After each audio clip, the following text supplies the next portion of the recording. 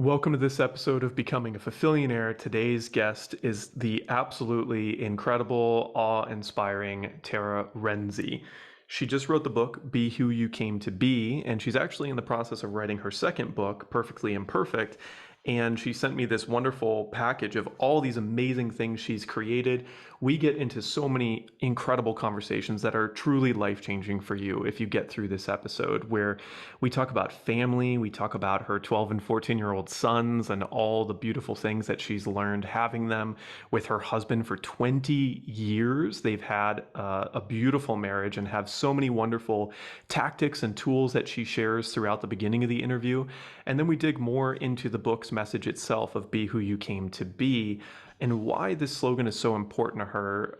Wonderful, beautiful stories about the unfortunate and sudden passing of her father and how that really rattled her life, but brought her from a place of wanting to make everybody happy, including herself, to really figuring out what fulfillment meant to her and how she could do more fulfilling things and really change her mindset so that she wasn't doing anything for her family out of obligation, but she was really doing it out of a long-term view of what would make her truly fulfilled and happy after the fact of doing everything. And then we dig into actually the last chapter of her book. So if you want to see that, skip to the very end of the interview and she reads it out loud, and it's just absolutely incredible and so touching. So without any further ado, here's Tara Renze.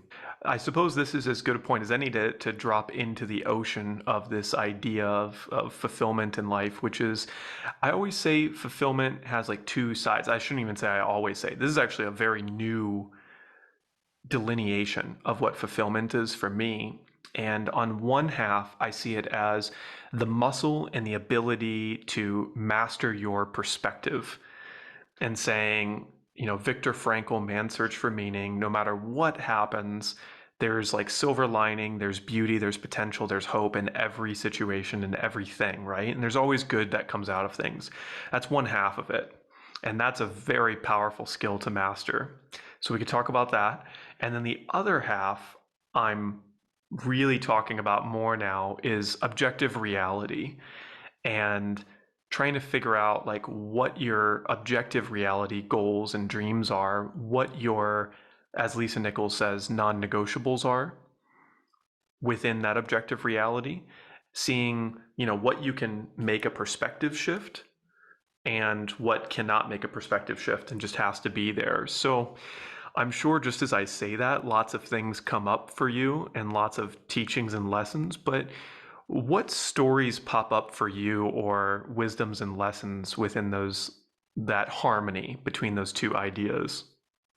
hmm Well, first off, Fulfillionaire. I loved that from the minute I heard you say it, because I don't think that it is actually the mindset and reality that so many people live in today. I mean, if you talk to anyone, and I love asking this question when I'm keynoting and workshopping and I'm having, an opportunity to really engage with women, and I'll say, what do you want in your life? And 95% of the time they say, I just want to be happy. And the thing is we can't manufacture happiness and we can't create happiness. And I know this because I lived through my 30s trying to manufacture happiness. I had a mentor say, hey, if you want success in life, you just have to be happy, because successful people are happy people. And so off I went on my unicorn to create happiness for everyone. And, it was exhausting. And honestly, at the end of the day, I wasn't always truly happy. And then I went through this major life event of unexpectedly losing my father. And so at that point in time, all of my happiness drained, the happiness that I had, and the happiness didn't stand a chance to compete against the grief. And it was during this time that I thought, oh my God, I am never going to be quote unquote happy again. And it was kind of just a daunting thought to think, how long will this grief last? How long will I be in this pool of just unhappiness? And it was during that time that I had my fulfillment epiphany. And we were all together for Christmas. I had my dad's brother and my mom and my brothers and my nieces and nephews and my family, obviously. And we were telling stories about dad, and we were together. And it was like this light bulb went off, and it was this massive epiphany. And I thought to myself, I'm not, I haven't had the happiest year, obviously, with the losing my father, but I don't know if I've ever been more fulfilled in my Mm. life. And that's when I realized, like, if we focus on living fulfilled, we actually create those epic moments of happiness, those epic moments of success. And it's fulfillment that creates epic moments of happiness and success, and genuine moments of happiness and success. And so it was at that point in time, I really just abandoned my happiness quest. I knew if I do things that fulfill me, I will be successful and I will have some incredible happy moments. And I will live in the state of fulfillment, and knowing that, like, we all have bad days, stuff's going to happen, things aren't going to go our way, but fulfillment is unshakable, and it's really never ending, because once we earn fulfilling things, we still feel really fulfilled. I mean, think about one of the most fulfilling things you've ever done in your life. You probably still feel really fulfilled about it. So that was my kind of fulfillment epiphany, and it's changed everything in my life. So what does that look like on a practical scale? Like, what do you do now when you reoriented that for that year? What do you do now what's a fulfilling thing, or how do you orient your life to do more fulfilling things? Hmm. Well, for me, it was realizing that fulfilling things aren't easy, and we work for fulfilling things, and we also don't walk away from fulfilling things. So the most fulfilling things in my life are my family, first and foremost, my faith, my relationship with my children, my relationship with my husband, my work, my health and wellness. All of these things, none of that comes easy. I mean, I've been married 20 years, and I'm going to tell you right now that we haven't always been happy. We've always been very fulfilled, but we stuck with it and we worked through those hard times. And then even a simple thing, here it is, January 12th, and all these people are trying to stick with their goals and their things that they said they're going to do. And right now it's really hard because no changes occurred, most likely, yet. They are, if it's a fitness goal, they're probably sore. They probably want to have their wine. They want to eat those fries and all these things, because that creates quick happiness, right? And instead, when we focus on, hey, I'm going to stay the course on this because it's fulfilling, it's not going to be easy, but it's going to be worth it. And so everything that I do now is kind of just my filter. Is this fulfilling? If so, I'm going to keep doing it. If it's not fulfilling, I'm going to put my time into something that is fulfilling. So when you were off on your unicorn riding in to try to make everybody happy and yourself happy, between, like, let's say, because I'm assuming you were also trying to make your kids happy, you were trying to make your husband happy, you were trying to make yourself happy. What what would be an example of how you would do something when you were on your unicorn? And what's an example of how you would do those things now? So, like, practical, like taking your kids to school. What was like happy Tara versus fulfillment oriented? What's the two sides there? What's curious? It didn't really change me, and the way it didn't change my relationship with my children. I've always loved them and I've loved doing things for them, but it was a mindset shift that actually changed how I showed up in those spaces, and how, instead of trying to be Miss Happy Pants and all these things, really focusing on, like, hey, you know what, I'm tired today, I don't want to make lunches, I don't want to do any of this, but I'm going to do it because it's really deeply fulfilling. So it really just was this mindset shift that instead of being exhausting, it became energizing, because I wasn't thinking, oh, I'm going to do this to make someone happy, or I'm going to do this to because my kids love it. But instead it was like, I'm going to do this because I love them. It's fulfilling. And yeah, it's going to make them happy, but the fulfillment of it is going to make me really happy in turn. So it didn't really change me. the way I was showing up in relationships, but really it was all about my own mindset and how I was feeling fulfilled and then in turn happy. So then let me run a scenario by you and see if I'm hearing what you're saying so I can apply this to my life. On one side, when you were riding on your unicorn, trying to just be happy, you would show up to that same kitchen to make the kids lunches and you'd be like, okay, I really don't feel like doing this, but I'm going to do it. I'm going to smile and I'm going to dance and I'm going to like do all the things and I'm going to drive them to school. And as soon as they get out of the car, then I can cry. And and then the difference might be you showed up to the same kitchen, you're like, wow, I'm really tired. I'm really sad. Like I don't want to make these lunches, but I know how much I'm going to appreciate that I did this in 4 hours. And I'm going to know that I felt good about making their lunches and I felt good about driving them.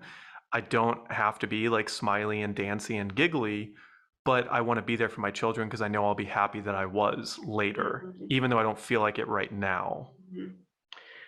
Absolutely. And, it also really taught me to just be present in who I was and to let my kids know if I was tired or unhappy. And it wasn't yelling, I'm so tired and I don't want to do this. It was really just, hey guys, I'm tired today. I love you so much, but I'm tired and I just want you to know that. And it created almost just like this vulnerable honesty where it didn't give us permission to act out or lash out or not to be kind, but to admit that sometimes we're tired, sometimes we don't have good days, sometimes we're, irritable. And we have this rule in our family. This all came through this fulfillment journey of you have to announce your emotion if it's not happy or positive, being like, I'm really irritable today. And what happens is when you tell someone, I'm really irritable right now, it actually helps kind of lift the irritability, right? Because you put it out into the universe and the other person might giggle a little bit and then you're going to giggle versus bottling it up because we feel like we have to be these happy robotic people all the time versus just being real. And having, irritability or anger or sadness or tiredness doesn't doesn't mean you have to be, unkind. It just you have to be human. And then we give people, the leeway to do that as long as they're, at one announcing their emotions to proceeding with kindness always. Hmm. Okay, so this opens up a whole nother can of worms I'm excited to get into, which is how old a how many years ago did this transition happen where you set the family rule, let's announce our emotions? So it had to be probably about 5 years ago. And how old are your children now? They're 12 and 14. Okay. And they're So boys. They're boys. So, announcing your emotion, it's a challenge for these kids. do they do it now? They do. They'll say that I'm tired. I'm tired. I'll say, what's wrong? I'm just tired. Or, I'm frustrated. They do a really good job of just being honest, but being kind. I went into my son, I always sing. I go to my kids' room in the morning. I was a theater and voice major in college. It's like one of the few times I still get to sing is every morning I go into their room and I'm singing something. And but I usually sing like good morning songs or whatever. And then the other day I was like, I'm gonna go in and sing the Applebee's song to my son. The corny song that everybody loves, the Applebee's date night song. Do you know this song? I don't know. Can you sing it for us? We're bougie like Applebee's on a date night. Have you heard this? Got the Never, Oh, never. you have it? Oh, the Bourbon Street steak with the Oreo shake, got the whipped cream on the top too. That's Anyway, great. I go into his room and I'm singing this. And he just smiles and he rolls over. And I said, oh my gosh, do I annoy you so much? And he goes, no, I'm used to it. Oh, Yeah, but that's versus being wonderful. like, yeah, you do annoy me, or, it was just because we have just given everyone in our house just the permission to be themselves and to not be overly critical and to know that, we have different moods and that's allowed as long as you're kind. Yeah, okay. So, which brings me to my bigger question within this, which is tell me about the story of this the initiation of all of these ideas with your husband? You know, he's a great dad. My husband's always been just a really hands-on great dad. Just he's a really an amazing human being. Um, but we were raised very differently. I was raised in a very openly affectionate family. I mean, I love you. I love you. I remember one time I was like, okay, I love you. I can't wait to see you. And someone was like, was that your husband? I was like, oh, that was my brother. Because that's just who we were. And so for him, some of it was just, of like, hey, don't be afraid to say I love you. Like, we don't save I love you for like special moments. Like, why do we feel like we can't tell people we love them when we love them? Like, why would you save those 3 words to only use a few times in your life? And no one can ever be told they're loved too much. No one's ever like, yeah, I'm tired of hearing that. Stop telling me you love me. And so we've always just had this co-parenting strategy. And, he's, oh, here comes one of them right now. We, sorry, that alarmed me with him running in. So it wasn't ever anything like we sat down and had a family meeting of like, hey, you have to announce your emotion. It was just one of those things like, hey, I can tell that you aren't, completely happy right now, or you're irritable. Like, just say it. Don't make us guess, and certainly don't make everyone walk around here on eggshells because you're not having a good day. Like, that's not fair to the family culture. So it wasn't ever like we had this sit down, come to Jesus. It was just really like, over time we just developed this strategy that's really, really worked out incredibly well. Amazing. So then I've got one question and then a whole nother avenue to go down. So this question is in your book, Be Who You Came to Be, which is amazing, by the way. I Thank love it. you. This book feels so nice. Oh, Like it's I, got a really nice texture, and I love this little like gold tassel, yeah. right? But just the whole thing, I don't know how you chose like the pages, but just aesthetically, it's really pleasing. And not to mention this other one, the journal, Oh, I would even say this is more so like this is something I would just touch, just to yeah. touch, Oh, thank you you. know? That was really important to me, that the book would be something that people wanted to keep around, and they wouldn't just shove it on a bookshelf, but they'd put it on a coffee table. I mean, I've joked, I'm like, if you hate the book, it's still a great coffee table piece. Yeah. And we need that reminder every day. Be who you came to be. This isn't something that you read once and then you put away. Like, every day you have to show up. You have to keep chipping away at authentic you, and working on those up levels in your life, and you're never going to arrive. So thank you, that means a lot. I will tell you, I poured my heart and soul into this book, and really making it a true representation of me, my mission, and how I want people to feel, which is seen and beautiful and gentle to be around, and all of those things. So that I really appreciate that. I really appreciate how beautiful this thing is. So the thing that I read that came up that I wanted to hear you speak about is there's a part in one of the chapters where you say when you're about to become a mom and you're like, okay, I'm gonna have it all. I'm gonna keep my career. I'm gonna travel and do what I need to do for work. I'm going to be the best mom ever, and I'm gonna have it all, right? And then obviously you have your first boy, your second boy, and you realize you can't. It can't all be what it was before because when you're at work, then you're thinking about your boys, and then when you're with your boys, you're thinking about work, and there's give and take with these things. What's been the resolution to that for you? Like, what do you tell people now when they say, they want to stack these things and have all of it with all of them? What's your framework for that? Mhm. I think most of the time we set unrealistic expectations because we don't know. Like, I didn't know what it would be like to be a mom. I mean, even the entire time I was pregnant, I was pregnant and I was growing this baby and it was so magical, but I had no idea what it was going to feel like to hold this baby in my arms, to bring this baby home. And then, it wasn't really until I had my second son that then I had two babies at home because they were, my oldest son wasn't even two when my second son was born. And I remember my husband coming home from work. I was still on maternity leave, and I was I was sitting in the living room, and I had the boys entertained. And he walked in. I just started bawling, and I said, I don't think I can go back to work. Like, I don't know how I can do this." And I here all along, I thought, I'm going to hire the nanny.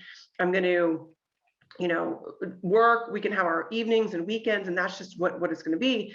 And I tried to write a story and then go live it, and that's just not how our lives work. We write our stories one day at a time.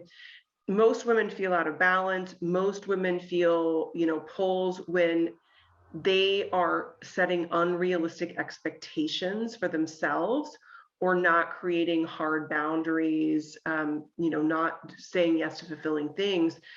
And I will tell you, I feel like I still had it all, because what I was doing was fulfilling. And what I realized, I didn't have the be who you came to be mindset of, how do you create it, own it, live it. And I hadn't had, I was in my, I was in my happiness quest then, that, no one ever told me, hey, you can be a kick-ass mom and you can be kick-ass in your career. Like, they're not in competition, and fulfilling things don't compete. And it's really about, how are we being mindful and present where we're at?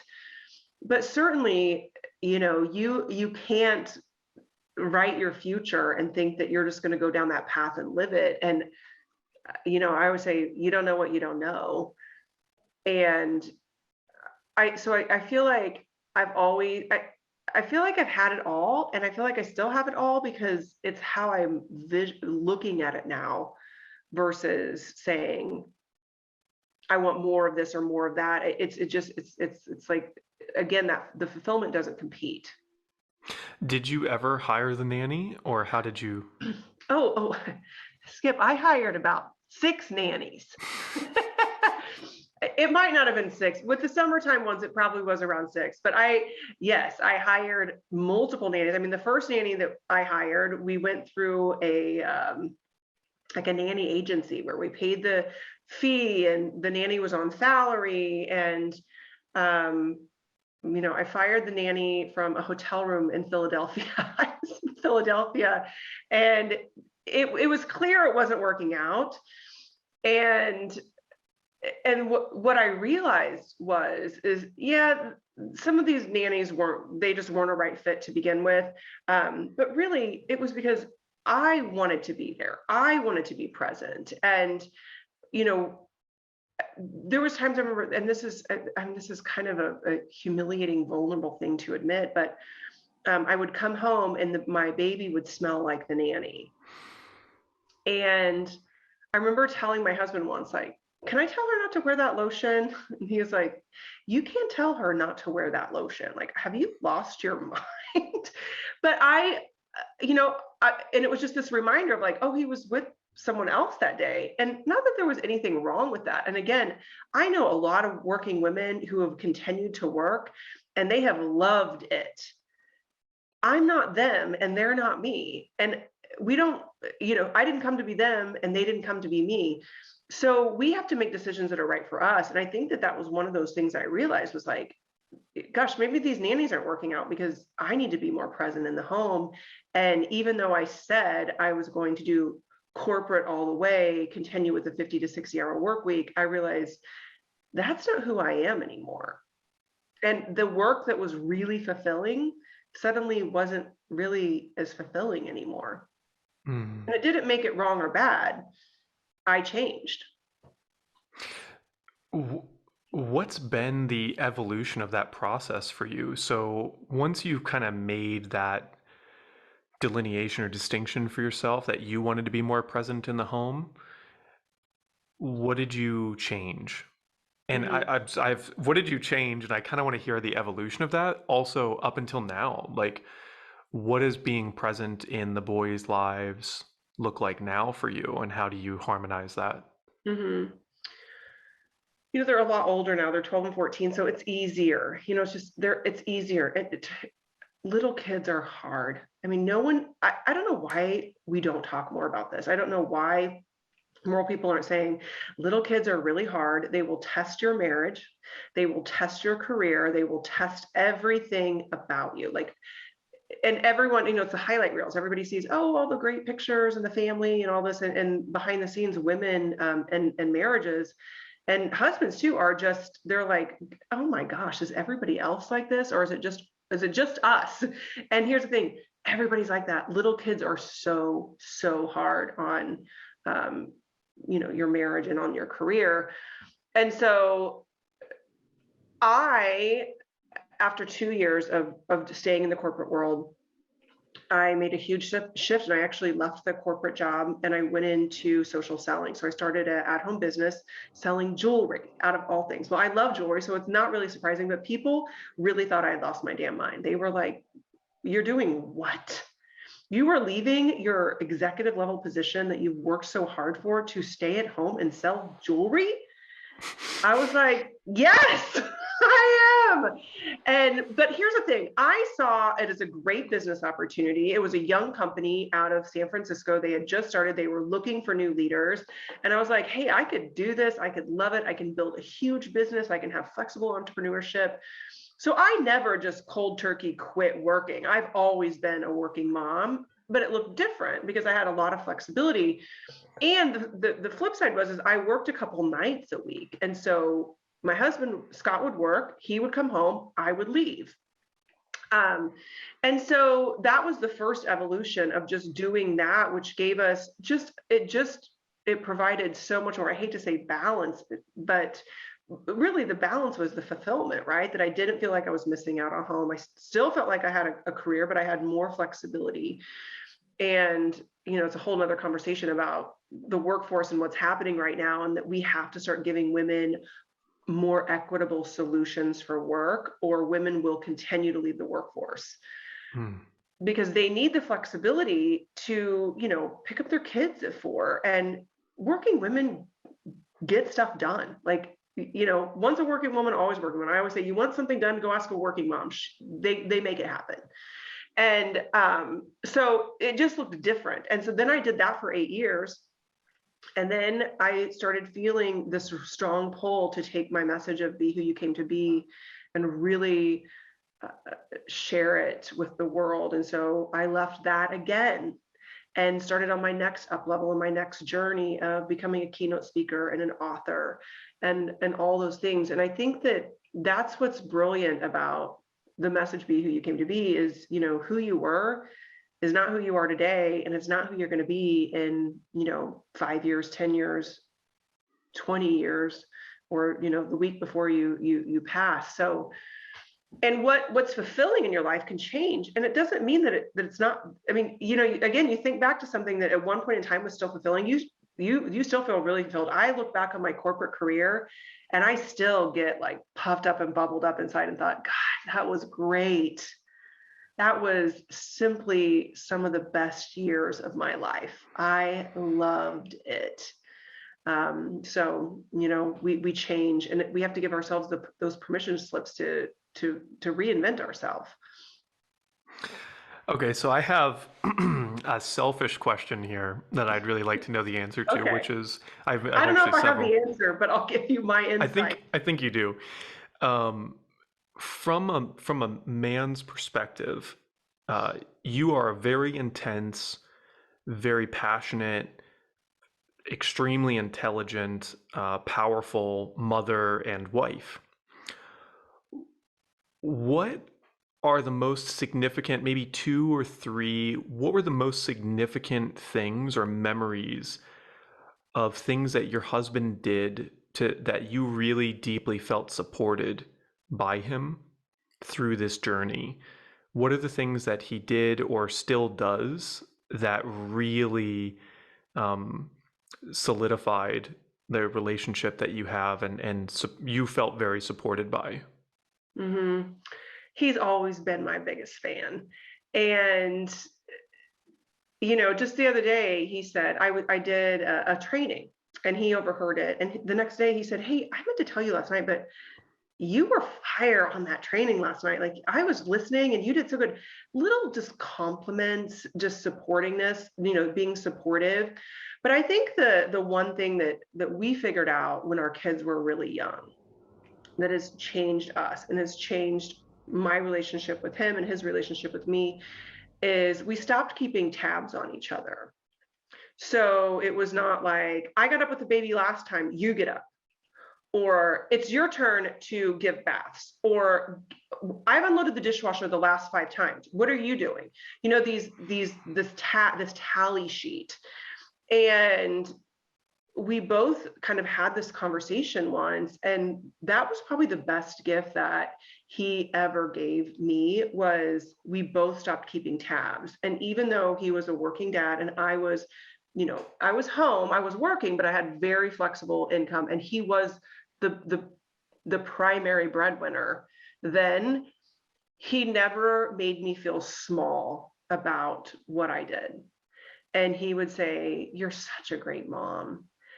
Just these words of affirmation and love, and just being really, really thoughtful in that. And also, I think just the way he, talks about me around the boys, the boys, if they ever roll their eyes or back talk, he's like, hey, no, you do not talk to your mother like that. It's this kind of this protectiveness, but also he's always given me permission to be who I've came to be. He's never tried to squander me or make me feel small or say, I think that's a waste of money, or I think that's a waste of time, or what are you doing? I mean, there's been times where, he's only human too, that I'll have to be like, hey, wait a second. But then, we've worked really hard at our relationship and having this openness, and we don't yell. We never use names at each other. It's not that we don't get in arguments. We get in arguments, but we never fight, if that makes sense. Like we've never had a huge fight where it's like a screaming match and we're using terrible names at each other. That's not to say we haven't been real frustrated at times. Yeah. But So you said like there's times where he's human and you have to like say things. Do you have any best practices for women on how to bring those things up in a way where he hears them well and can respond well to you? mm-hmm. So I learned this trick when I was in the corporate world.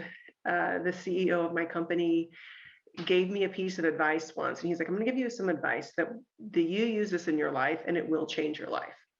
He said, always assume a misunderstanding. And I said, always assume it. He's like, yeah, if you have a client and something goes wrong, call them up and be like, hey, I think we've had a misunderstanding. Let's talk about this. And so I started using that in my marriage too, of like, hey, maybe we've had a misunderstanding here. Let's chat a little bit, because I'm a little confused. I was doing this and then this happened, and I think I maybe misunderstood you, versus like, why are you doing that? Just going in guns blazing. And the thing of it is that it diffuses any situation immediately, because we're not casting blame or we're not pinning people into a corner where, we're trying to make them something they're not. And so that alone, that idea of coming into any difficult conversation of maybe we've had a misunderstanding, has really given us a level playing field on, being able to call each other out on stuff, but not being angry or accusatory, where, nobody likes to be felt like, someone's like coming at them and they're wrong. Yeah. So We're there's wrong, but there's a nice way of getting to that. yeah. I've got one last question on this line of thought, and then I've got a whole new line of thought. So it seems like from the stories I'm hearing that you bring a lot of tools and a lot of strategies to the whole family to help them. And it also seems like somehow they all listen and adopt these strategies and tools that you're bringing to them. What are you doing to to allow that to happen?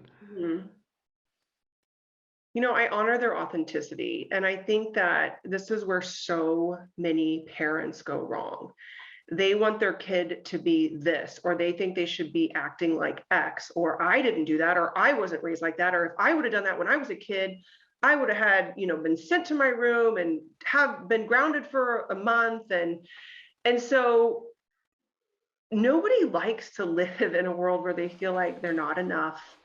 They're not who they can't be authentic. They have to please you. And I've reminded every time I get frustrated with my husband, with my sons, with my mom, like anyone, I'm like, honor their authenticity. They didn't come to be who I wanted them to be. And this is all about helping them, figure out their path in life. And so because both my husband and I have really adopted this style of parenting of, hey, we're very strict, and the boys know that we have high hopes and we do have high expectations for them, that they do their best, that they don't, they show up at school, they put in the work, that if they're getting a C, they're going to need to study more and they're going to need to show up because, I'll quite ask them, are you a C student? Like, are you proud of the C? Is that the best you could do? And the answer is always, no, I could do better. And so we do that, but we don't do it in this militant way. Instead, it's really this nurturing to get them to self-assess so they can self-actualize and see like, hey, I could do more. I'm better than that. And I think that that's why the ideas and stuff have been adopted, and that we have this, this really great relationship. And that doesn't mean that we don't have our days and times where, we all want to wring each other's necks, but it's always been an open, a perfect balance of assertiveness and empathy versus being overly assertive all the time or so empathetic. There's also the parents who are so empathetic that their kids don't know right from wrong, or they can't see their full potential because they've coddled them so much that they can't up level. Wow. So that's a big another can that you just opened right there, which is a lot of questions. Let me get one more on this line, and then I'll go over to the book because I have questions about the book too. But on this line of questioning, are there any like daily or weekly traditions or rituals that you do with your boys or the whole family together to that you think have really helped foster this style of family? Mm-hmm. I don't, we're not the family who has like a certain ritual, like every Friday night we do this. And your kids get harder, and it gets much harder to do that because they have stuff almost every night of the week. I think there's like one day where they might not have a practice or a game or something. So it's not that we have these rituals, but we always make time for family. Whether that be even, I've really come to appreciate, even though it's, by the time I get there and back twice, it's, an hour and a half out of my day of driving the kids to school and picking them up and having those conversations. Hey, tell me about your day. Was it good? Yeah, it was good. Well, tell me something that made you laugh. What did you talk about in English class? And really, what did you do at recess? What did you have for lunch? Really just getting them, hey, did you get that test back? Those conversations. And I think that's what's fostered it all. And then even, we try to take family vacations, and we try to do stuff just being together. The other night, my husband and I, we used, when the kids were really little, we did a date night every week, and it was just like a hard pressed thing. Like, we're hiring a babysitter and we're getting out of the house because we had to keep our marriage intact.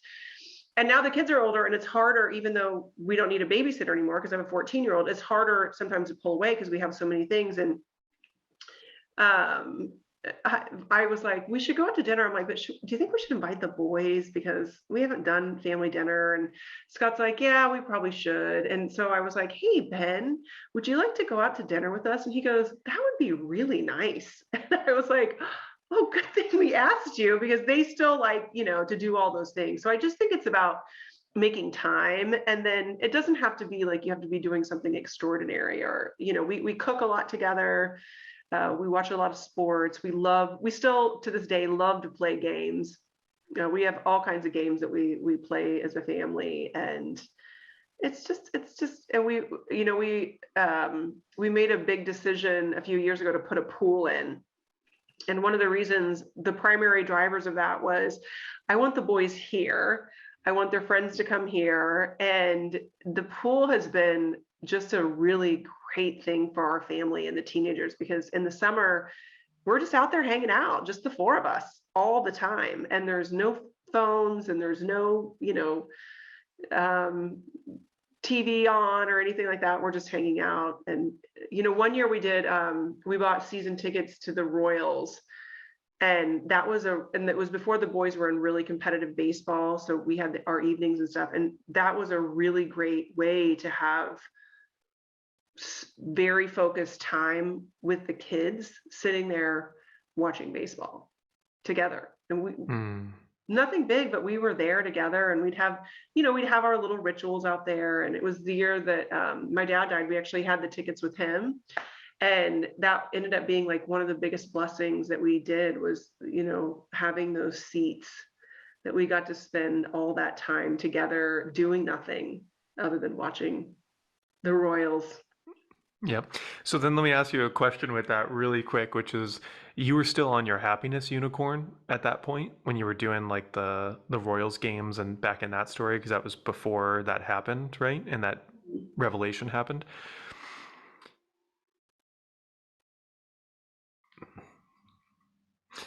Because you were on the happiness unicorn, were there times where you would go to the games? Because this probably switched during that period, because that's when your dad passed, right? Where some of those games you went to and you were like, I just, want to make everybody happy and want to make sure we have family time. And then when you switched over to this idea of like fulfillment, and you said the mindset shifted, is that mindset shift like, okay, I don't necessarily want to go to the game today because I'm tired and the traffic and whatever, but I know I'm going to appreciate that we did these moments together at the age that they're at right now. So I'm going to lean in and like remember that this is kind of a once in a lifetime era that they're going through. Is that kind of the shift? Mm-hmm. I mean, I think that was a huge shift just in general as a parent, and knowing that, you don't feel like doing things a lot of times, but how do you feel when you get home? How do you feel when it's done? And we feel that's when, if you get done with it and you're like, that sucked, then don't do it anymore, right? But never once did we come home from a Royals game and I'm like, that sucked. Even if the Royals lost, it was still a great evening. And, my dad actually, he passed away in September, and this was 2015 when the Royals went to the playoffs and ended up winning the World Series. So we had our tickets through that time. And it was one of those times where none of us were happy, but those games were really fulfilling, and being out there and having that gift. And it was kind of, our life raft. It got us through some really hard times, and just being, present out there and together, because my dad obviously wasn't there to have his 2 tickets. So my brothers came in for a lot of them, and it just got us through such a rough patch. Wow. Wow. What a gift. So beautiful. Wow. Okay. So there's 3 big ideas that I want to hear your thoughts on within this. And I'm not sure of the words that you use here, but I think it's create, own, and Live it, create it, live own it. it, live it. Mm-hmm. Yeah. Can you break that down in simple terms for me? So creating it is focusing on a life of being fulfilled, because you can't be who you came to be by chasing happiness and unicorns and all that. You have to do what's fulfilling. And you have to remember that fulfilling things are not easy. Fulfilling things require patience and tenacity and grit and failure and fears and perseverance. All of those things, that's what creates fulfilling things, whether that be a promotion at work because you earned it, You put in the time, you were there the long haul, or your marriage, or your friendships, or your community work, whatever it is. So that's the first thing, is we create who we came to be, and we create and live the life we desire and deserve by focusing on what is fulfilling in our life, not what makes us happy all the time. So with that, how can we figure that out for ourselves? Like the difference between fulfilling actions and happy actions? Because I feel like some are kind of like it's hard sometimes to differentiate the two. Is there like a best practice you'd recommend for figuring out what those things are? And I guess I don't want to say don't do things that make you happy, because you can do things that make you happy too. But you also have to say, when something is hard, or something is challenging, and you want to throw in the towel, you have to say, is this fulfilling to me? And I think you could ask anyone and say, hey, I want you to write down the 5 most fulfilling things in your life, and they wouldn't have a hard time writing them down.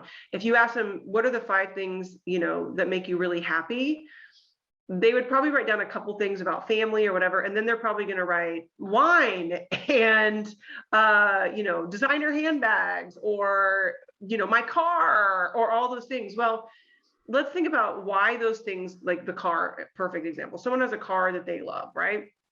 Well, most likely they had to work pretty hard to buy the car, to get the car that they are so proud of, and they've had this as the end result of everything else they did. So I think that it's really, and you can still have happy things in your life, but you have to stay focused on what's fulfilling, because it's really what creates those epic moments of happiness. And so I know it's a little shift, but people seem to catch on to it pretty fast, and then they start thinking, okay, yeah, I know this isn't supposed to be easy right now, but it's fulfilling, so I'm going to keep doing it. Yeah, what would you say was the most fulfilling memory or thing you did in the last 12 months? By far, write my book. I mean, it's one of the most fulfilling things I've ever done. And I think that it was such a journey, because how I set out to write the book is not how the book ended up. And Mm, I thought that I needed a business book, something that looked similar to this book, right? Like a business type book. And I love these books. I mean, I worked in the corporate world, even when I was in my social selling business. I think being well read is extremely important. And I joke that nothing will make you more curious at a cocktail party than being well read. It's true.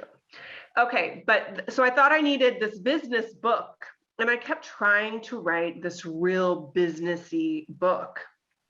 And it was during the pandemic that I realized, like, I can't write this book, because this isn't who I am, and this is not who I came to be.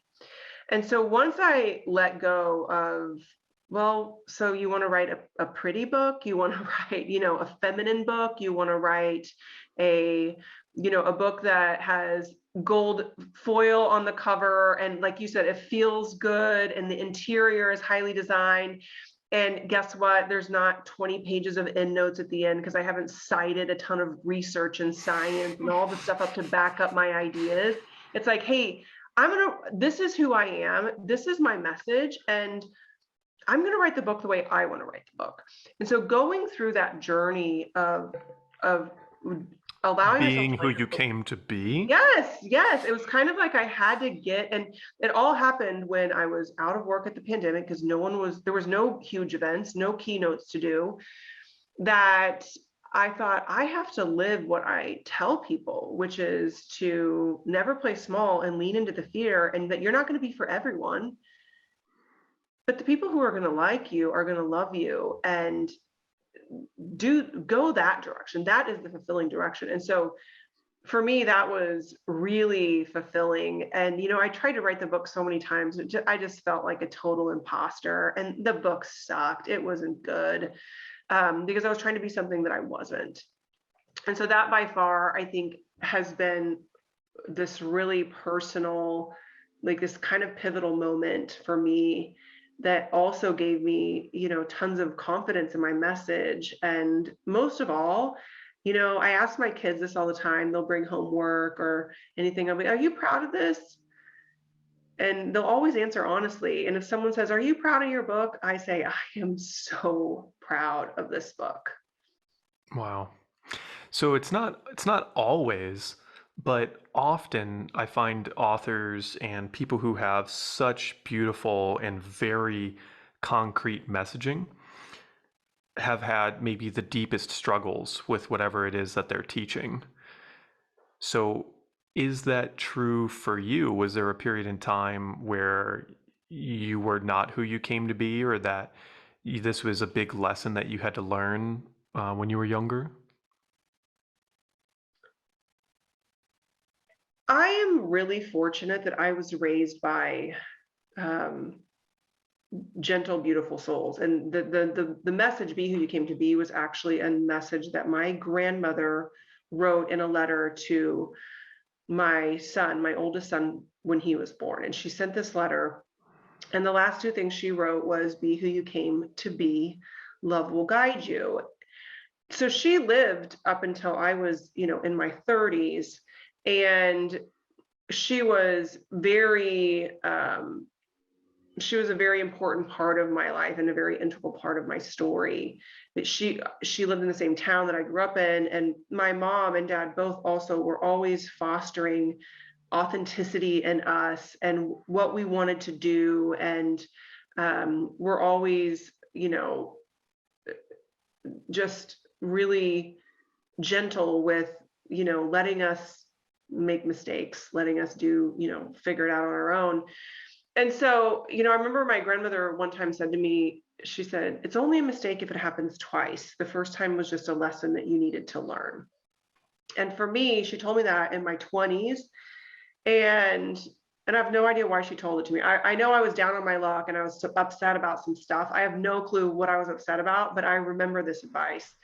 And I really ran with that. And so I think that for me, yes, it was a journey of self discovery, but from a very young age, I was allowed to be me. I joke that I was raised by a pack of men. I have two older brothers, and I'm the first girl on my dad's side of the family, the first girl in four generations.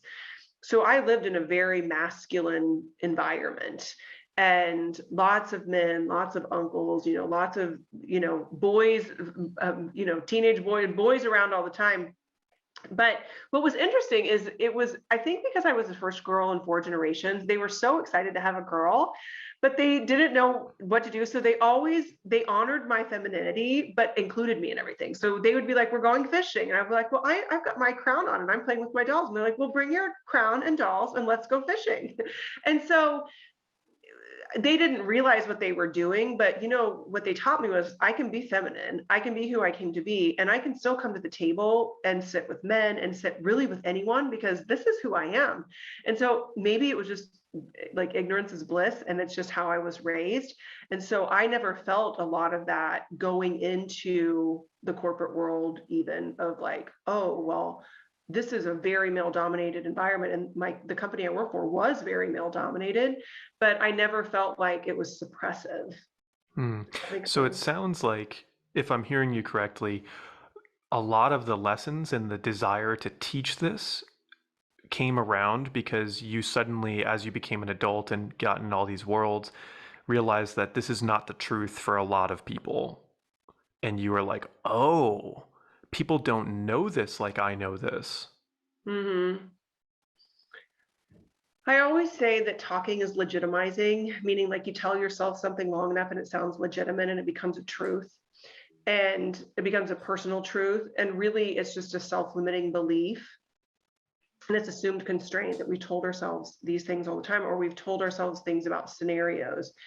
And so much of it is not what the situation is, but how do you show up in the situation, which ultimately is emotional intelligence. I'm a certified emotional intelligence practitioner, and that's being able to delineate and understand your thoughts and then choosing how to act on them, is choosing how to show up. And so it goes back to that whole parenting thing. Like, There's times where I've wanted to blow a head gasket on my kids, but I was rational enough to be like, you're very angry, you're very mad, but if you come at him, it's not gonna help him. Like if I come out, you come at a teenager overly assertive and you're just assertive, assertive, assertive, they build walls, they make up lies, they shut you out.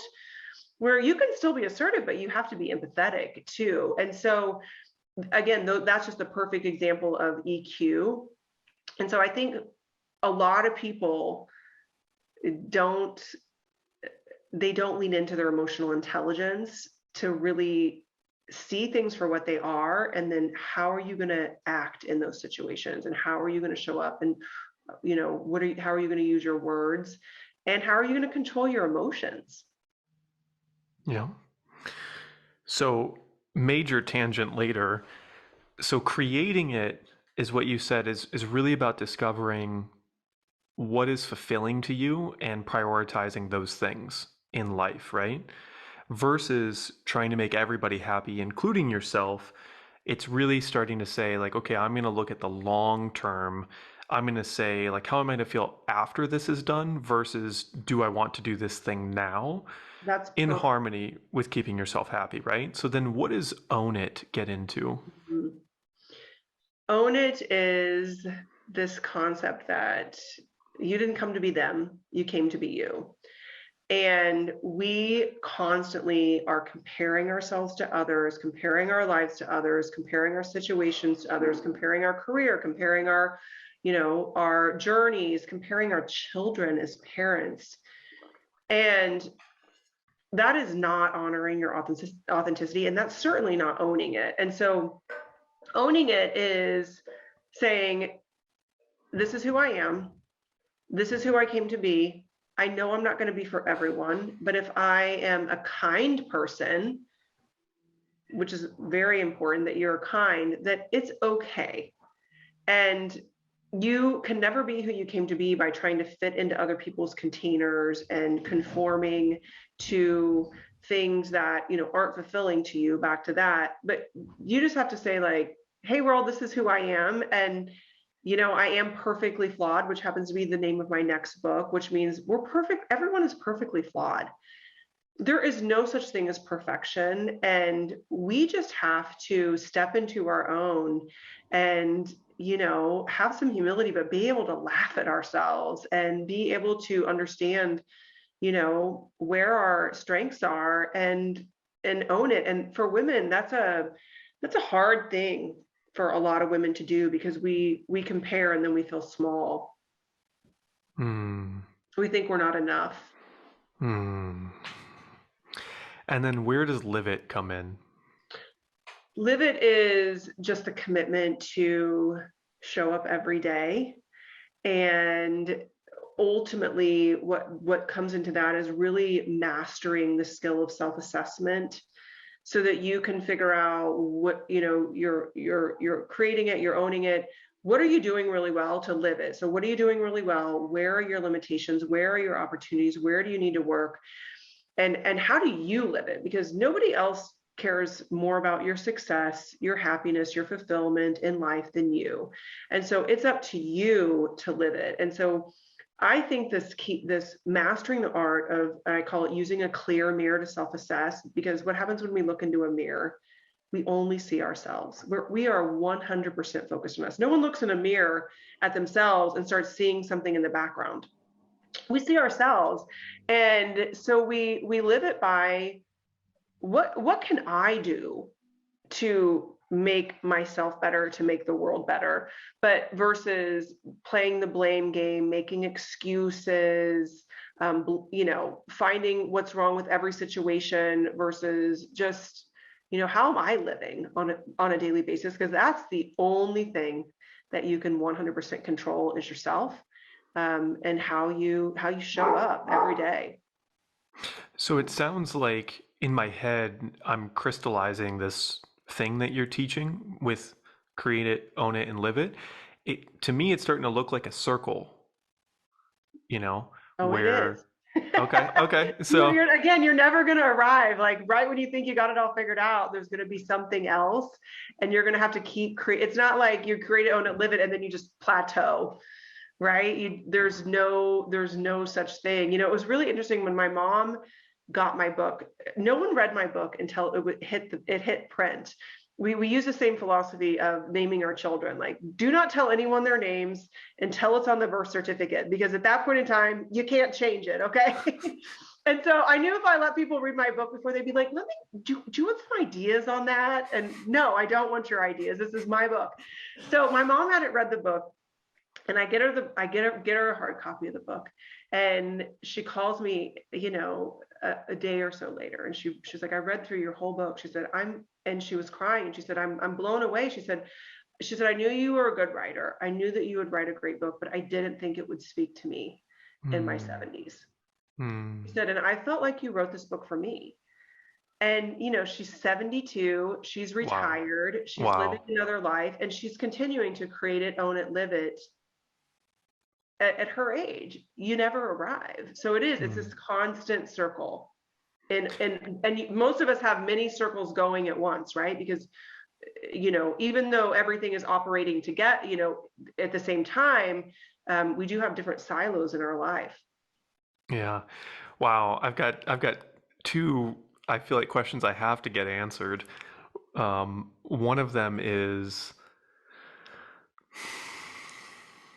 if we were to line this up with the very selfish, another selfish question, if we were to line this idea up to the thing I started with today, which I would consider more of a yin and yang, which is still a circle, which is there's an element of perspective and creating it, which is to make it really tangible. For me, this might be something like, I want to be able to do this podcast and just have these beautiful conversations with people and get to learn so much and be able to get introduced to things like this from the author themselves and just learn all these beautiful things and then share it with people. That's creating a vision, right? That's like creating what is fulfilling to me.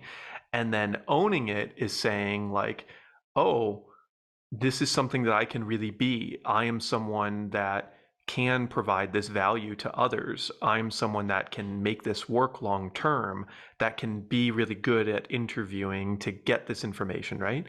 And then living it is, for me, this is interesting. So I said perspective on one side and reality on the other. And I feel like maybe living it is a good way of making it real and making the objective reality work.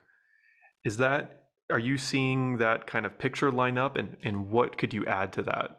So I actually think maybe flipping, owning it, and living it.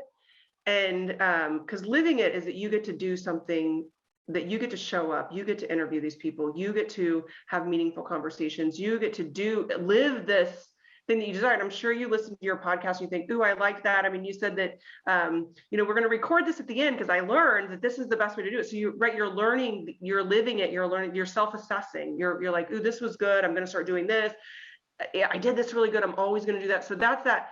And then the owning it part is, I'm going to do a podcast that I love. And some people are going to listen to it and be like, that was not for me. I didn't like that. And then other people are going to be like, I listened to one episode and there was one sentence that he said that changed my life. So I think that is the, create it, own it, live it. And knowing that, you know, some people are going to love certain episodes and not other episodes. And that's the owning it part. But Everybody's the going to love this episode. Everybody's going to. I think so too. Someone asked me once, like, did you write your book thinking maybe you'll be a award-winning best-selling author? And I said, that was never my goal. And honestly, it never even crossed my mind until then. Because the goal was just to, well, one, I wanted to write the book I wanted to write. But I thought, if this book, if a handful of people, like if one person likes it and it changes their life, it was worth it. Hmm. And that's where we have to come from. And that's how epic success is built, is not by chasing success, but doing what's fulfilling, and that creates success. I mean, you look at athletes are such an easy, I'm a boy mom, sports person. Athletes are such a great We can look at them for so many examples. Fulfilling, first off, do you think going to practice all the time, watching tape, have a coach yell at them, having to do 100, free throws, do you think that's easy? No, they do it because it's extremely fulfilling. And they show up. They've learned how to self-assess, right? They know where they need to work, where they need to get better, what they're doing good, what they're, and they don't just show up for the games. They put all the work in. And so, I think that that's what we have to keep in mind, is that you got to stay the course and you got to show up and put the work in. Yeah. Wow. Thank you for that. So then my other question here is, you say this thing about your 70 something mother crying and saying, I didn't think it would speak to me, but it did. And you say, like, I didn't think I'd be like a best-selling, award-winning author, all these things, right? And I'm sitting here reading this book and I'm like, wow, she is an excellent writer.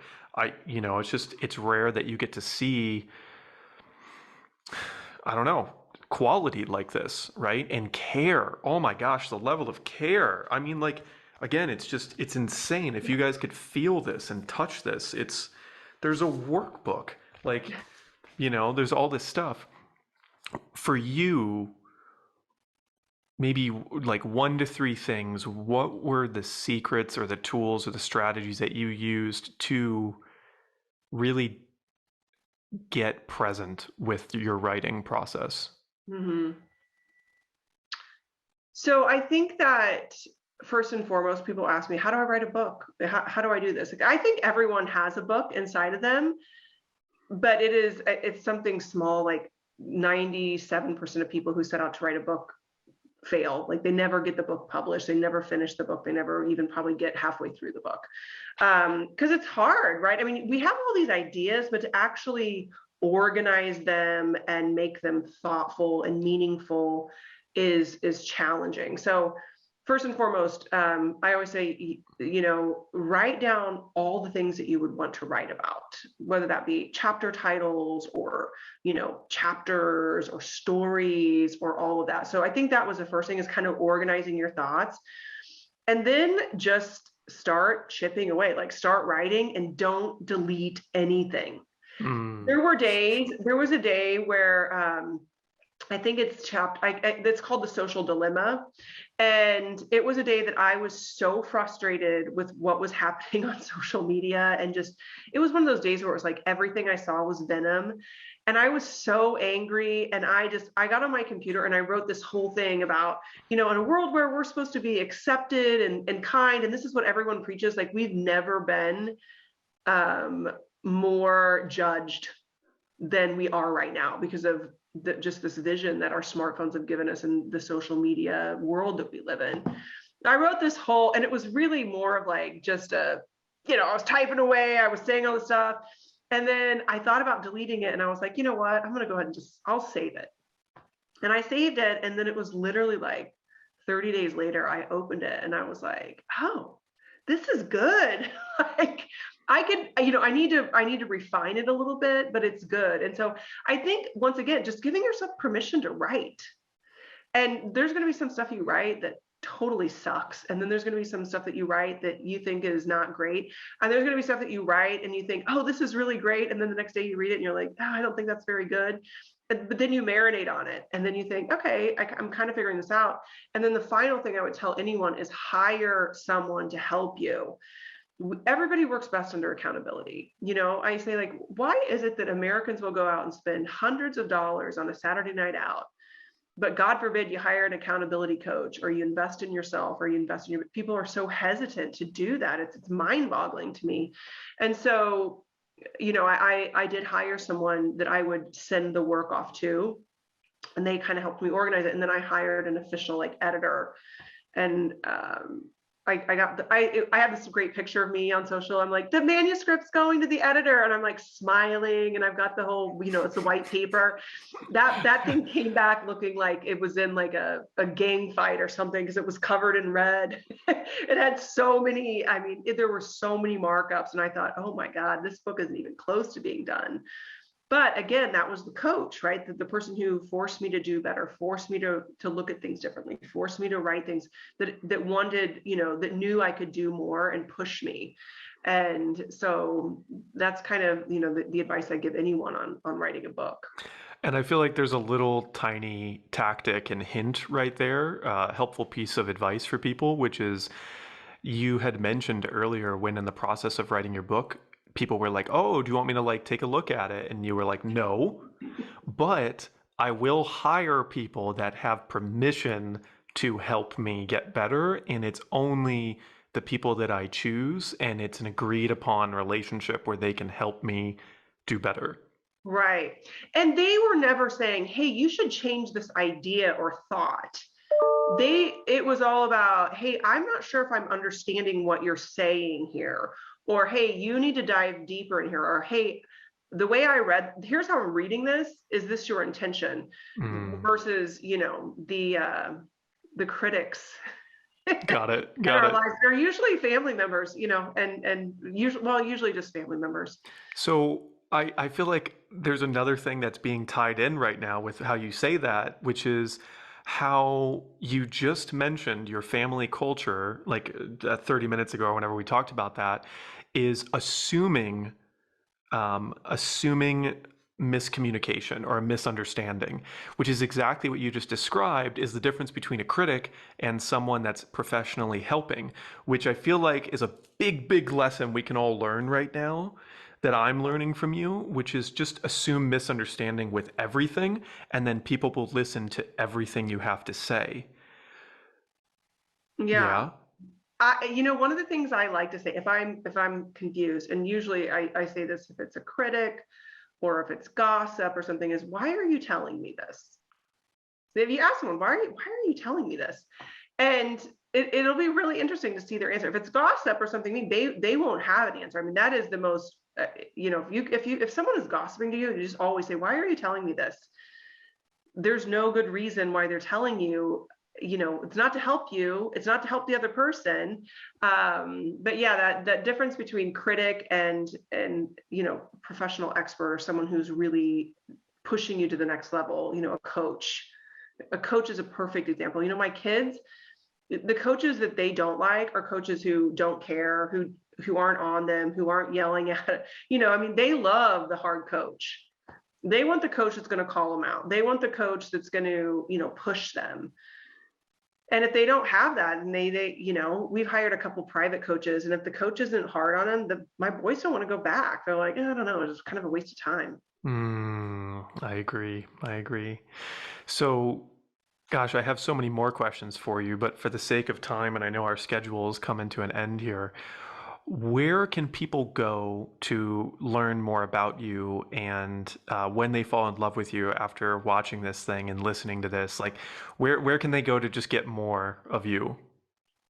So my website obviously it has tons of resources, from my books to information on my speaking, and that's just my name, tararenze.com. And then if you want a behind the scenes look at our family and what we're doing, and our highlight reel, I guess, although we try to include really funny things too, is my Instagram, which is at Tara Renze. And it's everything. It's really authentic me. I share everything from cooking to workouts to family to inspirational things to, if I find a makeup product I love, you better, Garrett, I will tell you about it. Because these Wonderful. are the things I like. It was one of those, speaking of, it was one of those, I was like, how can will people take me seriously as an author and a keynote speaker if I'm telling people, you definitely need to buy this dry shampoo? And then I was finally like, well, if they don't like it, I'm not for them, because this is who I am and who I came to be. 100%. I actually love that stuff from influencers and people that I look up to. You know, it's like, of course, there was this famous story Tim Ferriss put out where I don't know if you remember, but he tried like a customer or listener funded model where he took Uh-huh. out his ads and had all of us like agree to pay however much a month to support the show. And he ended up canceling that 3 months later. And the reason that at least was stated publicly, which I believe, was people were really upset that the ads weren't running. And I Oh, agree because a lot of the best products I had ever found were ads from his show. So I was like, right. I'm no longer discovering all these amazing things through his show. Please bring the ads back, which is so funny to like hear out loud. But That's a cool story. Who was that again? Tim Ferriss. Tim Ferriss. Okay, so I totally believe that. And I'm not a paid influencer where people are like, I'm going to pay you $2,000 and share this product. Like, I will only share what I love. And so, there might be 2 weeks before you hear me talk about, a new pair of shoes I found that I think everybody should have, or a lip gloss that you need. But if I come on my Instagram with it, it's because I think it's the bee's knees and Yeah, I yeah. love it. She's a hard closer. She's a hard Back closer. before there was like before Facebook and all that, I remember Swiffers came out. Oh, And so every good. single person who came into my house, I'm like, have you heard about the Swiffer? My husband's like, you'd think she works for Swiffer. She has no connection. She just thinks that everybody should have a Swiffer in their house. So someday I'm like, I pray that QVC calls me and they're like, do you want to come on and host for us? And you get to host products you love. I mean, that would be a dream come true job for me. I feel like you'd be excellent at that. So that being said, final question for you. Are there is there any particular message or thing that you want to talk about, whether it's imperfectly perfect or anything that, like I stated at the very beginning of the show before we got rolling, with that preface of like the potential computer simulation and or getting hit by a bus tomorrow, is there any last bit of wisdom that you feel like is really present that you'd like to share, or are we complete? I think the last thing that I just would love to share, and I think it's because we've all been through so much over the last 2 years with the COVID-19 pandemic. And, it really has, it's changed us as humans. It's changed our relationships. I mean, it's shattered families, it's ruined careers, it's, the mental health crisis in our country um, is is unsurmountably sad and scary for a lot of people right now. And, one of the things that I just want everyone to know is that it not working out always works out. And whether you know, lost something or have lost yourself during this time, like it will work out. It will turn around. There will be a brighter day. And it takes as long as it takes, but you have to be willing to be good to your heart and to believe beyond reason that something is manifesting, something is happening. And I just use myself as an example with the pandemic of really losing my business. I had a secondary business that I was running with another female.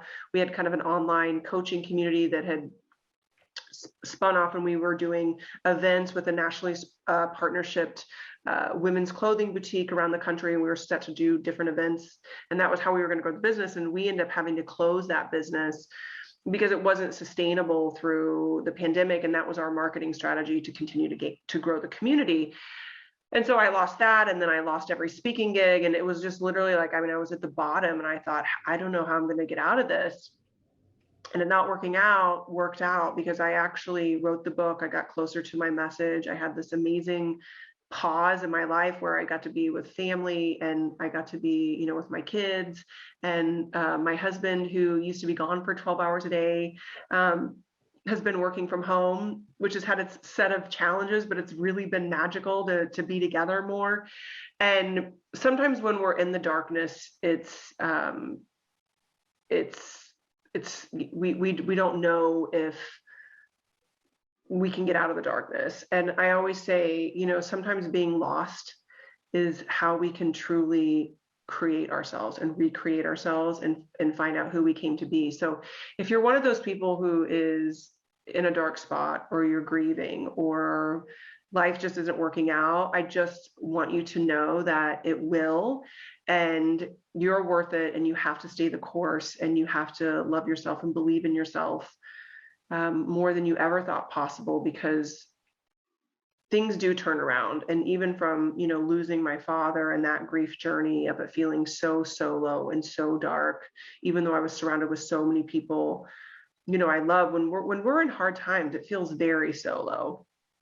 And but it always works out, and there's the best is always yet to come, and I believe that in my heart of hearts, and it's part of being who we came to be, that it's not all sunshine and rainbow farms, and a lot of times we have to experience things to grow, and everything that's happened in our lives is preparing us for something else. So just, you are enough, stay strong, you got this, and I love you. Oh, it's beautiful because I'm the person you're speaking to right now. There's a tremendous amount of grief that I'm actually in right now, and it's very fresh. Today is kind of day one-ish of this grief. So thank you for that, because Yeah. I I will re-listen to that message again and again, and I hope a lot of other people that hear this and see this The also will last listen to that. chapter of my book it's not really a chapter, it's a letter to anyone grieving or lost. And, you know, it's kind of an interesting way to end a book, but I think that it's it's part of life, and where it's part of being human, and it's part of love. And so I just wanted to give people hope that they can weather the storms. Hmm. What's the name of that chapter? It's just the last, it's called a letter to anyone grieving or lost. It's the Ah, I last. see. Yeah, you don't know me, but I wanted to write you a letter, this final secret to tell you that you are loved. Yeah. I know things are dark right now. You feel lost, heartbroken, and probably wonder if you will ever have genuine happiness again. The darkness might seem so heavy that you're finding it hard to shine your light. You might even wonder if you can shine your light. Oof. Oof. Yeah. Wow. How beautiful. Wow. Thank you so much for Well, coming on the thank show. you. I have enjoyed every minute of this. I feel like we could talk, we're gonna have to talk again once my new book's out. Yes, please. When is that going to be, you think? So I'm taking a writing retreat. I finally said, you know what? I know it's kind of expensive, but I have got to go and just be alone. And then I have this fear of, like, what if I get out there, I have a writing block and I can't write? I'm hoping by the end of the year. I need to, it'll be interesting to see how quick the manuscript comes together. But I'm also releasing expectations, or, of, you have to have it done by then, or you have to do this. But I have this deadline of, I've got it in my head of when I want to submit the manuscript. So Mm, one of these days I'll have a publisher who's like, listen, we need this by this time.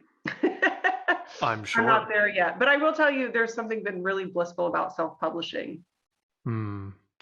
Wow, the fact that this quality of work is self-published is still mind-blowing to me. I feel like that's a whole masterclass you could do on how you made this happen in such a way. Um, just for me, is it possible that you could I feel like this is pretty short, this last little bit here. Let me see here. Because I feel like if we did this, I could take this and turn this into a small little segment, Yeah. like its own little standalone video if you want to do that and What read do you, that last letter. oh yeah, I'll read it. Oh, that'd be beautiful. Okay. I have to put my glasses on, Skip. Are you gonna cry? I'll Are show you you. gonna I'll show cry? you my age. I'll try not to cry. I cry a lot when I read this letter, though. So we're going to go our best, okay? I love the A glasses. letter to anyone grieving or lost. You don't know me, but I wanted to write you a letter, this final secret to tell you that you are loved. I know things are dark right now. You feel lost, heartbroken, and probably wonder if you will ever have genuine happiness again. The darkness might seem so heavy that you're finding it hard to shine your light. You might even wonder if you can shine your light. I've been there, and I know how hard it is. Even the smallest daily routines can seem like climbing Mount Everest. Years ago, I lost my dad unexpectedly, and it shattered me. It turned my world upside down and extinguished the daily joy and happiness in my life. Just like you, I wondered, will my light ever shine again? I want you to know the answer is yes. Yes, your light will shine again, and your light is still shining in the darkness. Genuine happiness is in your future, but right now you need to give yourself the space to work through whatever it is you're working through. It's part of the up level that will happen. Think of it like a caterpillar who goes into metamorphosis. It's a dark, slow, and solo journey. No one can help the caterpillar but the caterpillar itself. And then when it's ready, and only when it's ready, it emerges as a beautiful butterfly. You will emerge. I want you to know it's okay to feel lost. Oddly enough, feeling lost presents an opportunity to truly find ourselves. The saying is, be who you came to be. The path to discovery is messy and full of disruptions and uncertainty. You have so many gifts and authenticities. Right now, you're struggling, and it's okay. It's okay to struggle and feel off. As I've said over and over, you're only human. Give yourself space and permission to feel whatever it is you're feeling. Feeling it all is going to help you work through this tough time. I don't know you, but I believe in you. I believe the universe works in magical ways. Most likely we'll never meet. Maybe you found my book and it intrigued you, or maybe someone gifted it to you. This book got in your hands not by chance. It was meant to be. My 87-year-old grandmother wrote a letter for my little boy before she died. She wrote a beautiful letter that was filled with sentiments on what he might be like, what his passions might be, what he will look like, and how she loved him deeply. But it was the last two sentences of her letter that took my breath away. The last two sentences she wrote were this: be who you came to be, love will guide you. She could have written a lot of things. She might have offered advice to be tenacious, bold, kind, patient, courageous, or a leader, but she didn't. She wrote, be who you came to be, as if he was born predestined to do something amazing with his life. I think my children were born predestined to do something amazing, and I think I was predestined to do something amazing. I think you were born to do something let me start that chapter over, or that paragraph. I think my children were born predestined to do something amazing. I think I was born predestined to do something amazing. And I think you were born predestined to do something amazing with yours. She didn't write this letter just for Ben and Jack. She wrote it for me to share with the world, to share with people like you who are feeling lost and unsure of the path and future. I've never written a letter to a stranger before, but here I am writing you this letter. Maybe it's my grandmother in heaven sending her message to you that she wants you to be who you came to be. The last line of her letter was this: love will guide you. If you're unsure of your path and what step to take next, let love guide you. Embrace your passions, gifts, talents, light, and family. That is love. You are loved. You can find the courage, strength, and love to shine your beautiful light. Never give up on you and who you came to be. Love, it's why we're all here. It was a toast my grandmother gave at our wedding, and there's no better or more simple secret I can leave with you after all the words preceding this page. Love, it's why we're all here. Most of the time, we just want to know we're not alone and that we are loved. You're not alone. You're never alone. You are loved. Thank you for reading my book. I'm passionate about sharing this message with the world. In my darkest days of personal grief and sadness, be who you came to be has been my North Star. Now put down this book and go tell someone you love them. I love you is not a set of 3 words that you should ever save. No one can ever be told that they are loved too much. And if you haven't heard it in a while, I want you to know that you are loved. I love you. Love never runs out. Love never ends. Be who you came to be. Wow. Oh, thank you. Thank you. Thank you. Okay. Well, that'll be the end of this one. Thank you so much. We'll definitely Thank you talk for more. having me. My pleasure.